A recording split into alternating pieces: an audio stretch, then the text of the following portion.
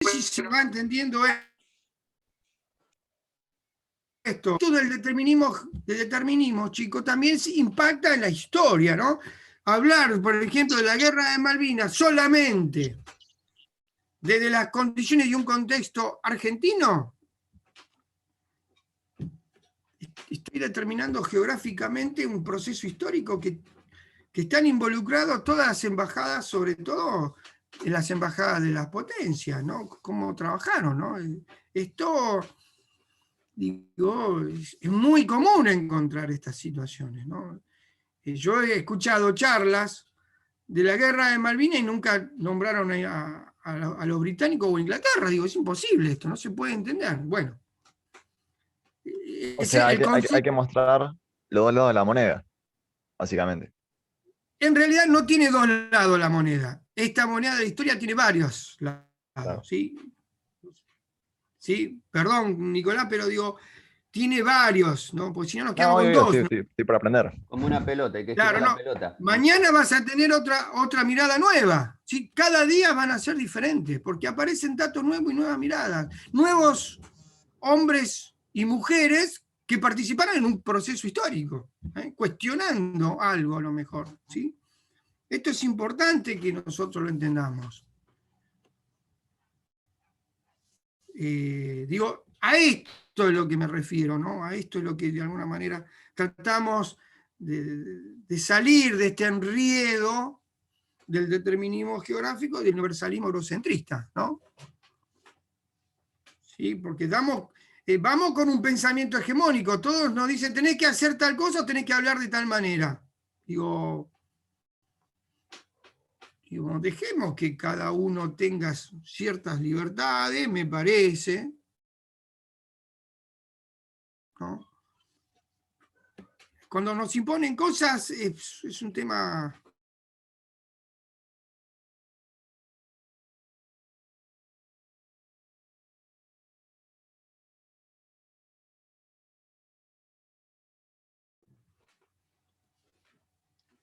Ya empezamos mal, ¿no? Se va cortando. Bueno. Sí, se fue bastante.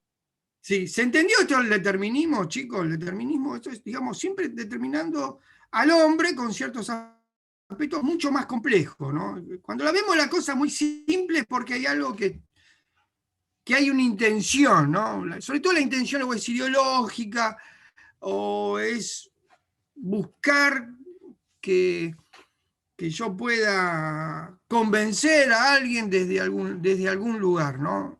Digo, esto es para el cambio, me parece, no es para el aula, y porque debemos ser respetuosos de la autonomía de los estudiantes. Bien.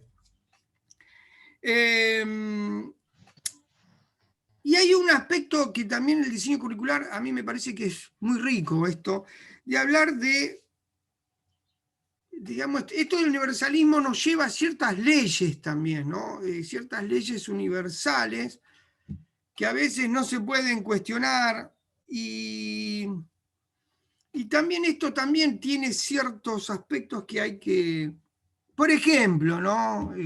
Los sacrificios humanos, ¿no? Un tema, digamos, candente, polémico, ¿no? Esto también, chicos, en la historia se hicieron y se siguen haciendo sacrificios humanos, no crean que no se hacen, ¿eh? Hoy también se hacen sacrificios humanos. Entonces digo, esto también hay que tener estas cuestiones, ¿sí? Hay alguien que muere también en esta situación. Entonces digo, hay que en cuenta contextualizarlo, analizarlo,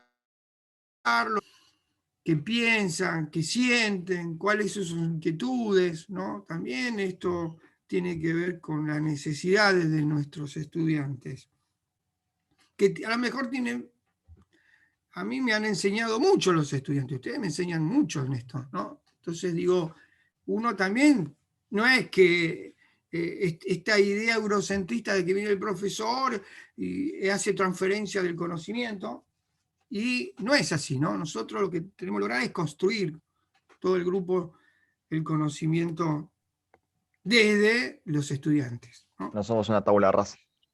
¿Cómo? Que no somos una tabula rasa. Exactamente. Ustedes vienen con conocimientos. A pesar de que otros les cuestiona eso, pero no importa. Yo sigo sosteniendo que vienen con conocimientos. Sí. ¿Podría explicar de vuelta lo de las leyes universales, por favor? Sí, leyes universales es este pensamiento eurocentrista hegemónico, ¿no? Lo que busca, ¿no? Buscar, digamos, que no se piense de otra manera que de ese modo, ¿no? De poder implementar, imponer pautas, negociados, que todos tenemos que obedecer, ¿no? Entonces, eso tiene que ver con las leyes universales, que son cuestionadas por no occidentales, ¿no? Bien.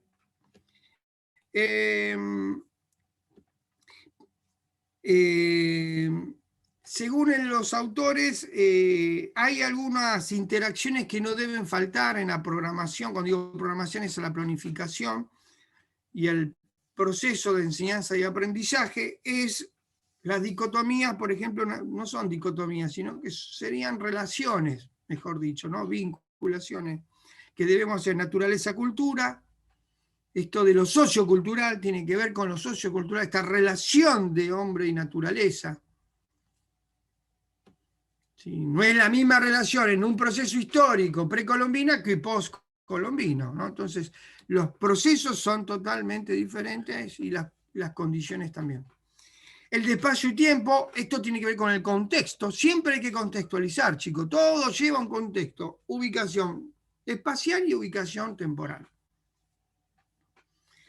Sujetos sociales y trabajo, es otra propuesta que la relación. Sujetos sociales y trabajo, ¿no? El trabajo como un aspecto importante que también marca temporalidades. No es el trabajo no es el mismo que se hacía a principios del siglo XIX, después de la segunda parte del siglo XIX y con el siglo XX tiene diferente. El trabajo hegemónicamente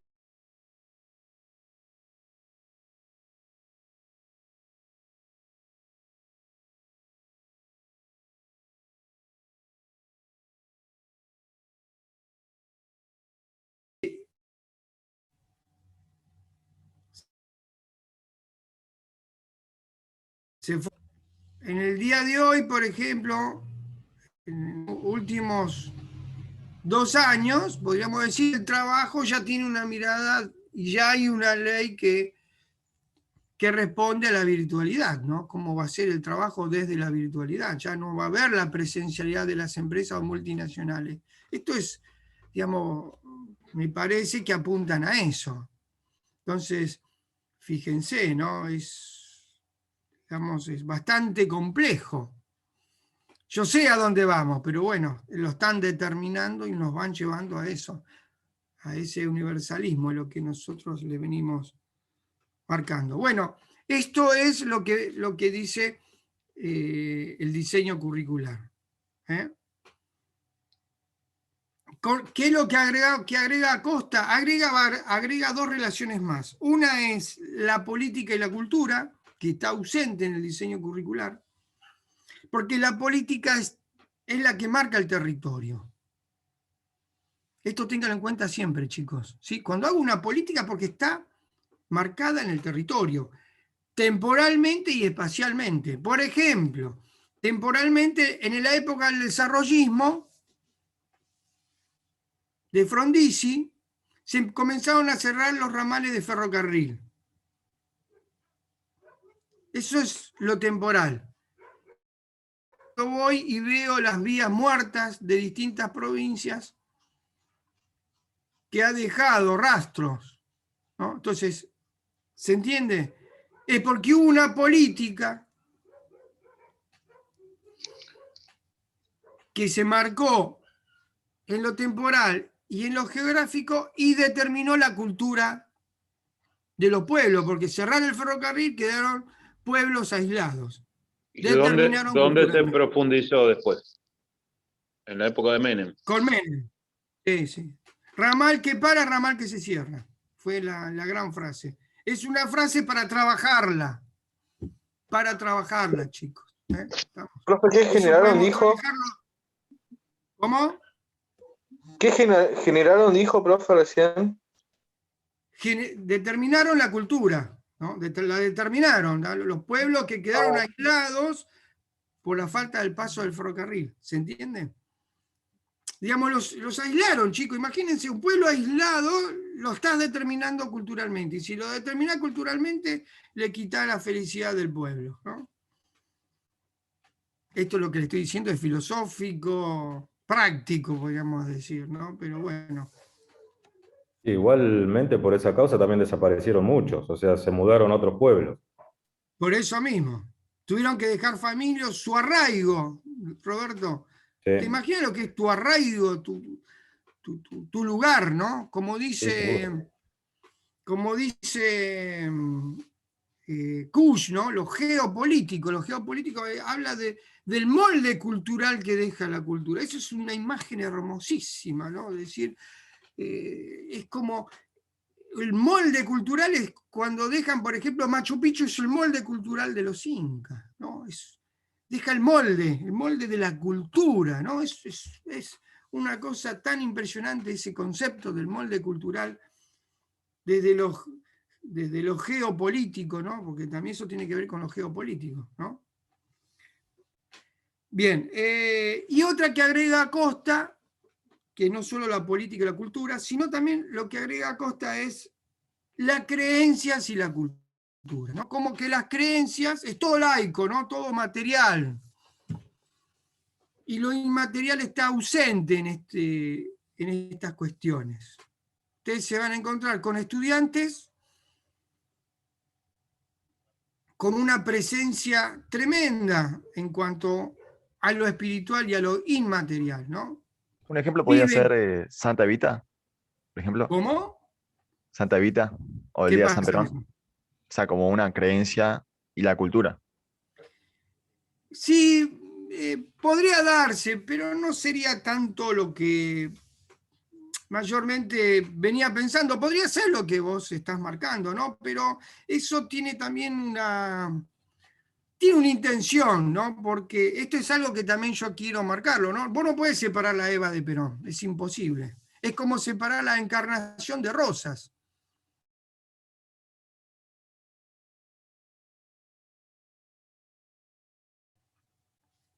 Muy bueno, Nicolás, esto que trajo. Yo veo, por ejemplo, profesoras, ¿no? Que escucho la historia de Encarnación y es más grande que la de Rosas, ¿no? Como si, digamos, este juego de lucha de poder entre el hombre y la mujer, ¿no? A veces esta visión feminista cae en esa trampa de separar el hombre y la mujer. En realidad, lo que había es amor, y lo que no es una lucha de poder, chicos. No hay lucha de poder entre el hombre y la mujer. Lo que hay es amor, digamos, ¿no? ¿Por qué no podemos entender el amor que había entre ellos, ¿no? Digamos, el amor es como una cosa compartida, no es Rosa y no es solamente Encarnación, ¿no? Es un conjunto de elementos que tienen que ver, tanto como le decía Encarnación a Rosas, me parece que te vas a equivocar en esto, y le hacía caso o no le hacía caso, bueno, pero era el amor lo que de alguna manera se ponía en juego, ¿no? No sé si soy claro, lo que tratamos de buscar es separar. Cuando nosotros separamos, porque hay una trampa, chicos, ¿está? Es porque, es como decía, si me puedo acordar, hay un autor, no me sale Gramsci, pero no es Gramsci, bueno, Chomsky decía, en un conflicto, cuando vos generás un conflicto, esto es muy interesante, ¿no? Porque es una teoría. Vos cuando generás un conflicto entre dos partes hay un tercero que es el que se beneficia. No sé si soy claro. ¿Sí? En un conflicto, bueno, la trampa de la grieta. Bueno, por ejemplo, si yo les digo a ustedes el conflicto de Malvinas entre Argentina e Inglaterra, hubo un tercero que se benefició, por supuesto. Estuvo escondido en ese conflicto. ¿Sí o no? Entonces, Chomsky dice eso, en todo conflicto se llama comunidades imaginadas. ¿Sí? Las comunidades nos hacen una construcción imaginada de la historia también, ¿no? Entonces digo, no, me parece que no hay que buscar el conflicto ahí. El conflicto está en otra parte, si queremos generarlo, ¿no? Porque, digamos, justamente tiene que ver con el tiempo histórico esto también, ¿no? ¿Qué continuidades y qué cambios hubo? Bueno, entonces, digo, esto cuenta, chicos, tengámoslo en cuenta, esto de cuando vemos el hombre y de la mujer, es porque hay algún trato, ¿no? En alguna cuestión. Digo, esto es importante saberlo. Bueno, no sé si se entendió lo que venimos marcando, ¿no? ¿Se va entendiendo o no? Sí, profe. Acá el problema de la lógica, digamos, de la lógica eurocentrista es buscar el conflicto en todo para poder separar, y en realidad nuestra cultura americana, donde que venimos de primer año, lo que hacen es juntar, no separar, ¿no? Entonces digo, son dos miradas. La mirada occidental es buscar el conflicto constante y la mirada no occidental es justamente incorporar, ¿no? No sé, porque a veces caemos en esta trampa, estamos incluyendo, pero no estamos integrando, ¿no? Entonces, esto también es una propuesta didáctica, ¿no? Si yo aplico un contenido, chicos, y aplico una metodología, por ejemplo, el estudio de caso es una metodología. La metodología que hace a través de un problema incluye a todos, los incluye, pero no todo el mundo tiene la misma experiencia. Por lo tanto, la estrategia que voy a llevar yo es la que va a integrar. Esto lo vamos a ver, digamos, es una cosa que lo escribí y me lo están robando, me lo afanaron mal, ¿sí? 2 o 3 formadoras me lo robaron y vi que estaban, digo, la metodología que yo voy a aplicar es la que lleva a la inclusión. Cuando aplico la estrategia, que la estrategia puede ser, bueno, ustedes van a buscar desde una mirada o van a ir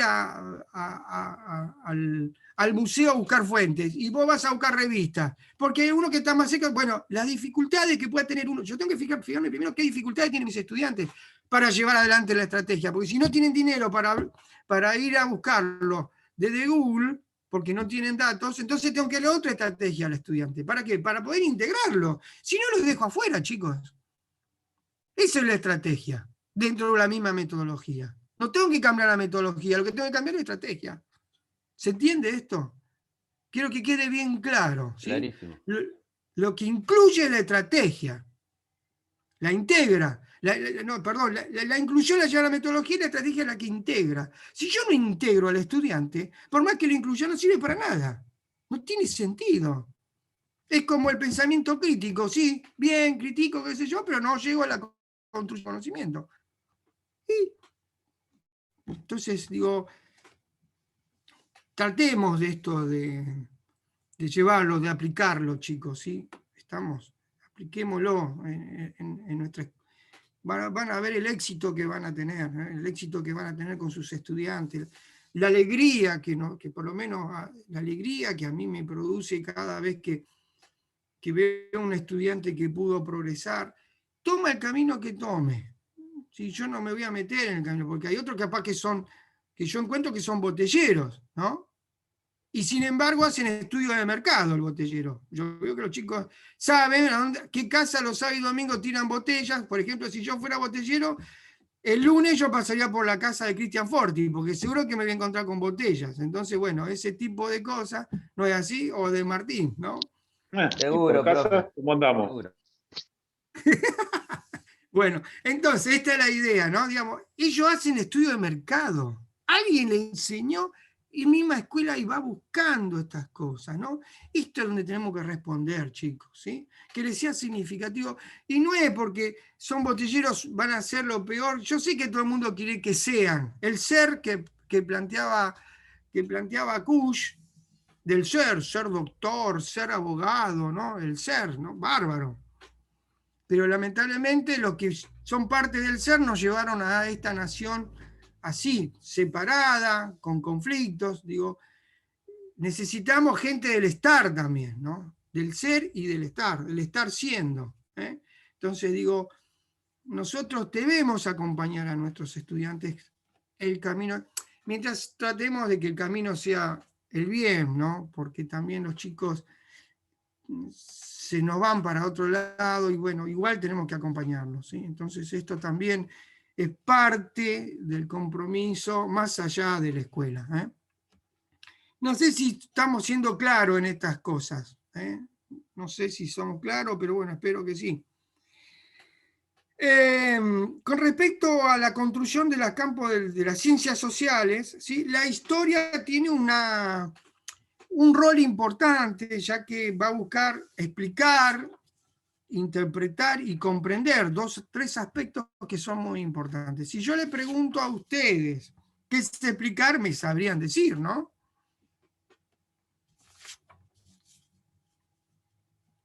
Sí, profe. ¿Qué es explicar?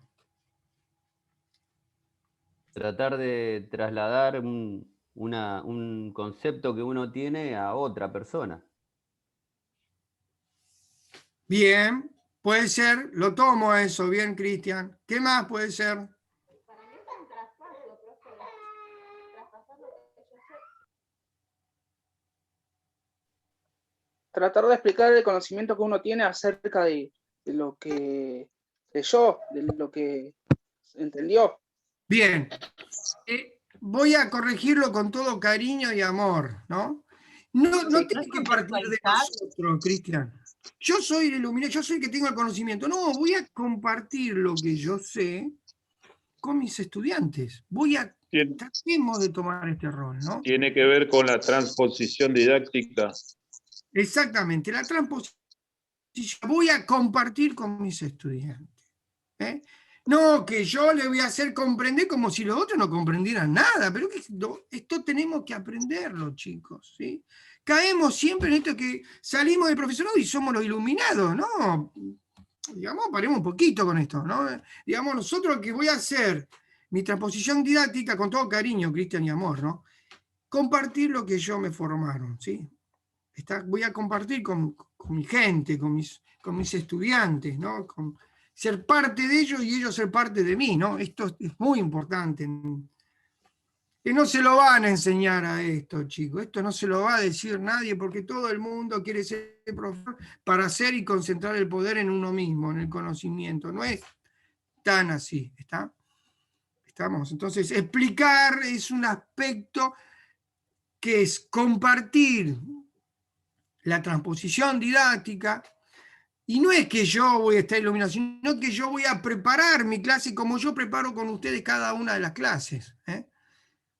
De acuerdo a las necesidades de ustedes. Yo no es que vengo acá y les explico esto, no. Yo digo estas cosas porque sí, ya los conozco a ustedes e hice el diagnóstico grupal ya desde el año pasado. ¿Estamos? Entonces, de acuerdo al contexto en que vamos, voy a comunicar con ustedes y voy a explicar a través de diferentes lógicas. Por ejemplo, una lógica es problematizando el tema, ¿sí? En este caso, voy a problematizar el tema, lo que estoy llevando, por eso gracias por lo que vos me dijiste, Cristian, porque eso me sirve para problematizarlo, llevarlo y explicarlo. ¿Se va entendiendo? ¿Sí? Entonces, me parece muy bien tu participación, Cristian, ¿eh? Te felicito. Digamos, necesitamos estas cosas para construirla, ¿eh? Entonces, explicar es esto. Yo, a través de una situación lógica, problematizando, rompiendo el equilibrio, puede ser un modo. Otro puede ser que yo traiga una fuente y de lo que se habló contradiga. Entonces, ahí hay una nueva mirada. Y tengo que explicar por qué pasó eso, ¿está? Voy a explicar yo solo, no lo van a explicar mis estudiantes también. Porque van a explicar sus experiencias con respecto a ese problema y van a generar hipótesis. Entonces, es una interacción constante. La conclusión va a ser los acuerdos correspondientes y la construcción del conocimiento, y desde ahí voy a explicar la conclusión. Voy a comunicar esta explicación a través de una situación lógica, que puede ser a través de aspectos, de variables, indicadores. ¿Estamos? Esa es una situación de categorías de análisis para poder explicar un tema. por ejemplo, que le pido yo a ustedes una red conceptual. Bueno, me van a tener que explicar a través de una red conceptual todos los temas, ¿se entiende? Interpretar es lo más difícil. Es más difícil que comprender, porque yo puedo comprender un texto o una mirada, ¿no? Comprendo esto y lo puedo explicar. El tema es interpretarlo. ¿A qué se refiere, profesor? Interpretar es justamente, no solo tengo que interpretar el texto, sino tengo que teorizar los diferentes textos que he leído yo. No con una sola mirada, tengo que interpretar la realidad sociocultural y la realidad histórica. Si voy a hablar de la Revolución de Mayo, tengo que interpretar la realidad de la Revolución de Mayo. Y la tengo que contraponer y relacionar con la realidad sociocultural de mis estudiantes. De acuerdo a eso, voy a hacer la transposición didáctica. Voy a explicar para que ellos comprendan y yo también comprenda el proceso. ¿Se entendió? Es muy difícil, ¿no? Pero bueno. No, se entendió, profe. ¿Sí?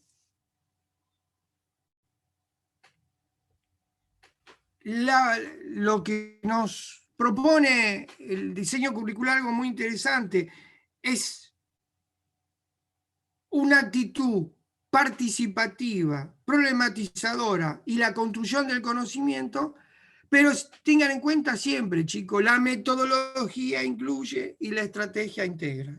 ¿Estamos? Para eso debo interpretar qué necesidades tienen mis estudiantes. Tal vez no pueden, no tienen. Mayormente pueden a pesar de que no tienen. Entonces digo, esto también es un compromiso que nosotros queremos hacer. Ustedes saben ya mi cuestionamiento a esta visión de igualdad y de equidad que hablan, ¿no? Uno hablan de igualdad, otros hablan de equidad, ¿no? Nosotros, por lo menos esta es una mirada mía, miro desde la justicia social, ¿no? Digo, estoy haciendo un acto de justicia si tengo un estudiante que no pudo lograr tal cosa y lo logró a fin de año. Eso es un acto de justicia.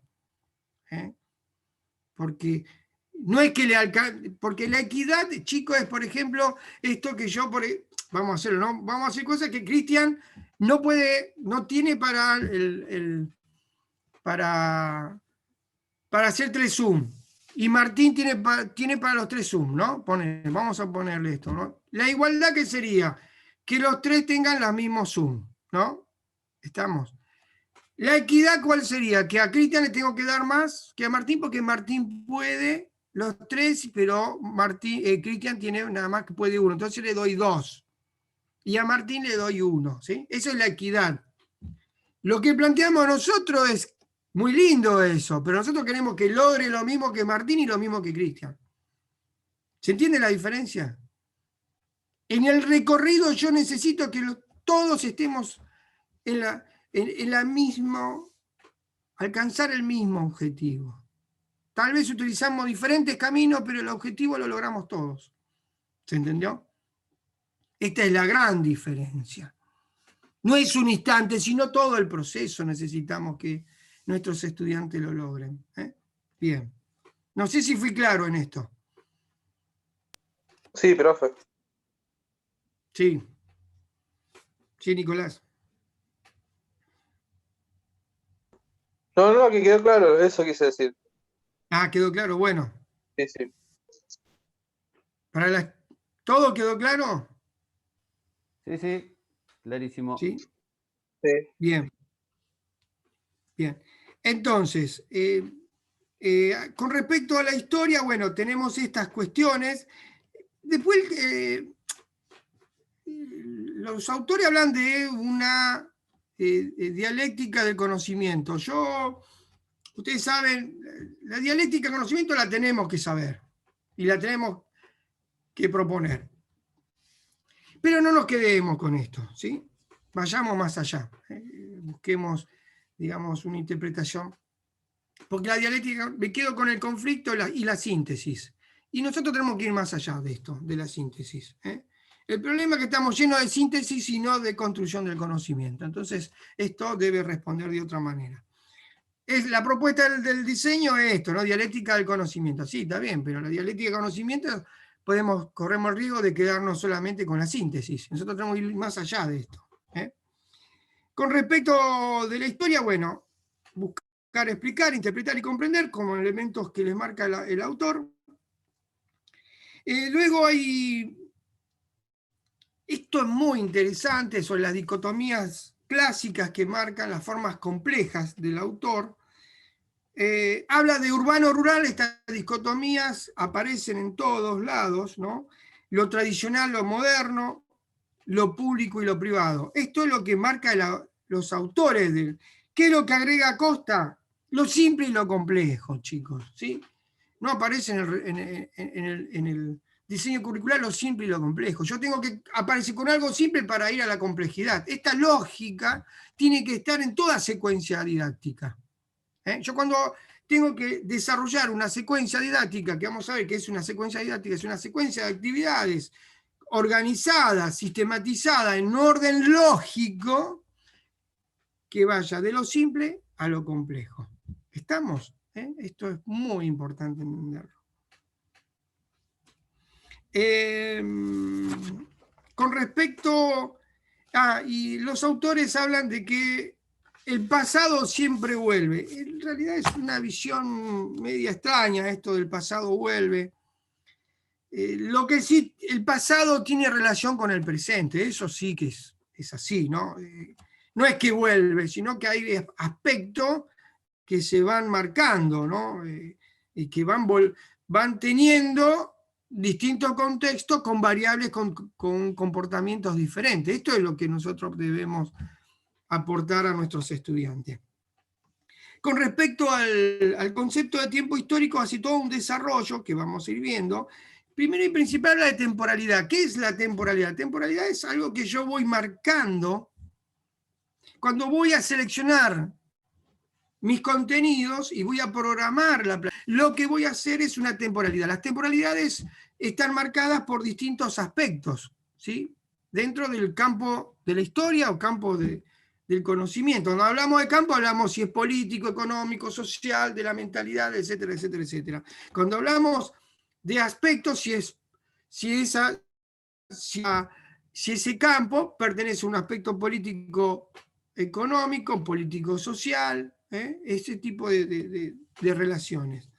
Bueno, entonces cuando hablamos de temporalidad, la temporalidad es un elemento socializador, ¿sí? ¿Por qué? Porque la temporalidad se marca en procesos, ¿sí? E involucra a las sociedades dentro de una cultura o en un proceso cultural. Esto también tenerlo en cuenta, muy, muy en cuenta. Y el tiempo histórico para el autor, mayoría para casi todas, vamos a ver después a Pagés que dice el tiempo histórico, porque es la definición, todo el mundo habla de tiempo histórico, pero hay que definirlo, ¿no? ¿Qué es el tiempo histórico? Bueno, yo diría que es muy sencillo entenderlo a través del diseño curricular cuando habla del pasaje de una temporalidad concreta, o sea, el tiempo vivido, el presente, a una temporalidad abstracta. Como por ejemplo, los historiadores, investigadores, que no tienen el tiempo vivido de la Revolución de Mayo a través de las fuentes, esas fuentes primarias me llevan a un tiempo concreto y lo llevo a la abstracción. Bueno, ese proceso es lo que llaman del tiempo histórico. Digamos, ese proceso de llevarlo el tiempo vivido. Con los chicos, por ejemplo, vamos a ver problemas, podemos hacer un estudio de caso, ¿no? Que eso vamos a ver, el estudio de caso, que es un aspecto importante, ¿no? De cómo es el tiempo vivido en el presente y cómo llevarlo a la abstracción. Bien.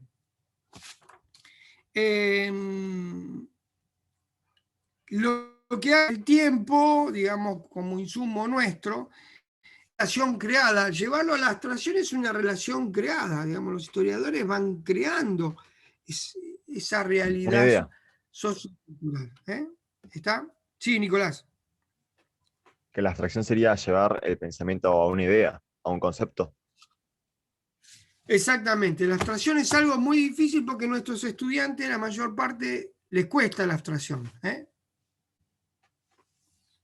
Viven en un mundo muy concreto, y no me parece mal, ¿no? Pero la abstracción, digamos, es un aspecto importante, ya que la abstracción está fuera del sujetos o de los sujetos, ¿no? Para llevarlo a la abstracción. Podemos caer muchas veces tanta abstracción y que no se puede aplicar a la realidad, ¿no? Digamos, muchas veces hacemos este proceso y desde la abstracción bajamos cosas nosotros. Por ejemplo, lo que yo le decía, ¿no? Poco más, Encarnación era más grande que Rosas, una cosa como una lucha de poder. Bueno, eso es una abstracción que tiene toda la intención de buscar una transformación en lo concreto. Digo, es complejo eso, ¿no? Porque está determinando algo que es irreal, ¿no? Es una hipótesis muy poco... Lo que sí, el amor entre Encarnación y Rosa es una... O de Eva Perón con Perón, es concreto eso. Es concreto porque hay... Si no, no habría una relación de convivencia si no hay amor, ¿no? Si no, sería un contrato político. Estoy haciendo como 2 ejemplos, chicos, pero hay en nuestra historia de la humanidad tiene varias facetas con respecto a esto, ¿no? Por ejemplo, ¿no? Una mujer sorprendente como fue Teresa de Calcuta, ¿no? Teresa de Calcuta tiene una mirada de la mujer de la India diferente a otras. Bueno, tiene esa mirada por el amor que tenía a su pueblo, a los pobres. Digo, eso es... ¿Qué se le puede discutir? O se le puede discutir a Teresa de Calcuta o a Mahatma Gandhi, ¿no? ¿Qué se le puede discutir de la idealidad como derrota, sin tirar un tiro, derrota a la colonización inglesa? Es una cosa sorprendente, ¿no? Muy sorprendente. Digo, son ejemplos, digamos, de la historia que están olvidados. Hay un texto muy lindo de Nerú, muy, muy lindo. Soy la India, que a mí me gusta muchísimo, ¿no? Porque es una mirada bien arraigada, ¿no? Bien arraigada a la cultura india, ¿no? Porque la cultura india arraigada, estamos hablando de un proceso de un pueblo de tiempo, un pueblo que tiene historia, ¿no? La historia con particularidades, más continuidades que cambios, ¿no? Los cambios se lo producen desde afuera muchas veces el cambio se produce y el conflicto para poder cambiarlos, que piensen distinto, ¿no? Entonces, esto también lo tenemos que saber y tiene que ver con la geopolítica, ¿no? Bien. Nos queda un minutito. Cortamos y creo que ya lo liquido el texto. Vamos todavía. Así que, bueno, cortamos y volvemos.